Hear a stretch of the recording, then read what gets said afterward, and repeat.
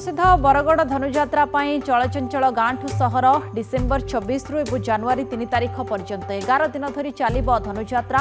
आखड़ाशाल कलाकार जोरदार प्रस्तुति देखा मिली। निपुण अभिनय द्वारा लक्षाधिक दर्शकों को आकर्षित करने लक्ष्य समस्ते लगी पड़ते।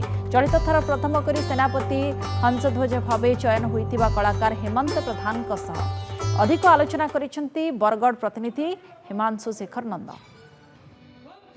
विश्व प्रसिद्ध बरगड़ धनुजात्रा एबे गाँ टू सहर सबुआड़े उत्साहर माहौल देखा देथिबा बेले एबे आखड़ा सालारे जोरदार प्रस्तुति चली कलाकार मानकर। तेबे वर्तमान समय रे जदि कहिबा एई जो कंस चरित्र सहित जे धनुजात्रा आसिले तांको महानायक मध्य कहा जाइथे। तेबे सेही चरित्र सहित जोटा पार्श्व कलाकार जे कि सेनापतिर भूमिका पुणी सेनापति हंसदयर भूमिका गोटे गुरुत्वपूर्ण भूमिका एवं सेही भूमिका रे जे एथर चयन प्रक्रिया रे सामिल होई चयन होइचंती एवं तांको सह आज आलोचना करिबा नंदीघोष टीवी माध्यम रे जे कि अछंती हेमंत प्रधान। प्रथमतः आपनको नंदीघोष टीवी को स्वागत करे। कौन कहिबे केते उत्साहित कारण एथर जो चयन करा हेतिला आपण सर्वाग्रे रही एथर माने सेनापति हंसदयर भूमिका रे अभिनय करबा को सुजोग पाइचंती। नमस्कार, मो होउची हेमंत प्रधान। अंबाबना ब्लॉक बड़धरा होउची मोर घर। चलित वर्ष विश्व प्रसिद्ध बरगड़ धनुजात्रा मु चयन प्रक्रिया भाग नहीं। सेनापति भूमिका चयन प्रक्रिया भाग नहीं एवं महाराज कंस भूमिका भाग नहीं एवं कंस भूमिकार ऑडिशन मोर बहुत भल होता।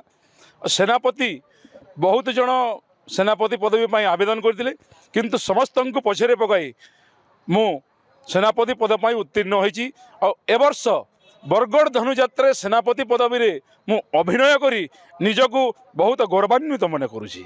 निहाती भावे गोटे कथा हेबा टिके जे आपण व्यक्तिगत जीवन रे करंती कोन एवं जेते बेले रंग बोला होए जेते बेले आपण निजको वस्त्रान्वित करिथांती निजको अभिनय दुनिया को आनी थांती जो समय रे अभिनय पाई निकुण अभिनय द्वारा निजर गोटे अन्य भावभंगी परिप्रकाश करंती सेते बेले आपण को केमती अनुभव होइते।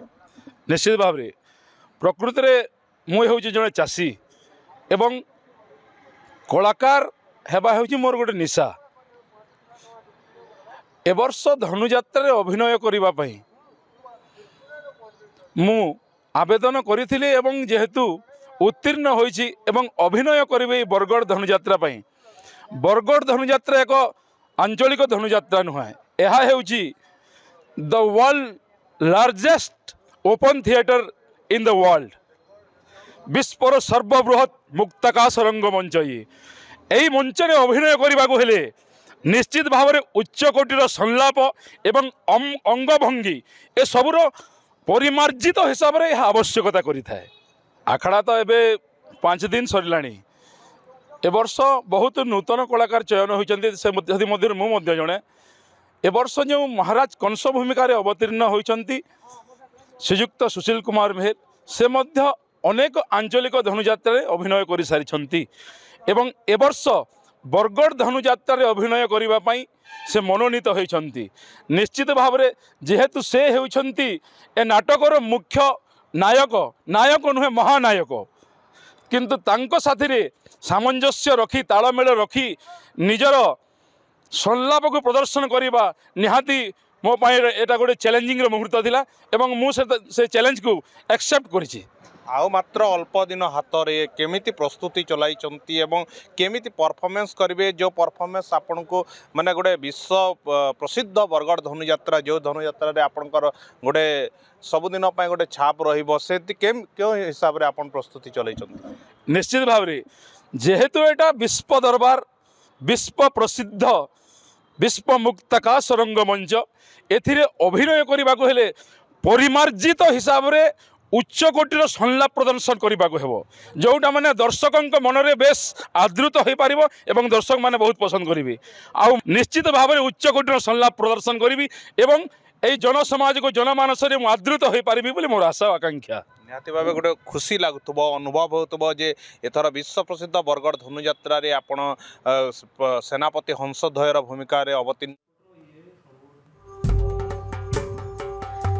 बरगड़ धनुजात्रा जोरसोर प्रस्तुति जारी रही कलाकार माने अभ्यास जारी रखिंट केवल अपेक्षा डिसेम्बर 24 तारिख को एवं 11 दिन धरिकी धनुजात्रा को देखापी राज्यर कोण अनुकोण समस्ते पहुंचे समय हो स्वतंत्र उपस्थापना रखा नमस्कार।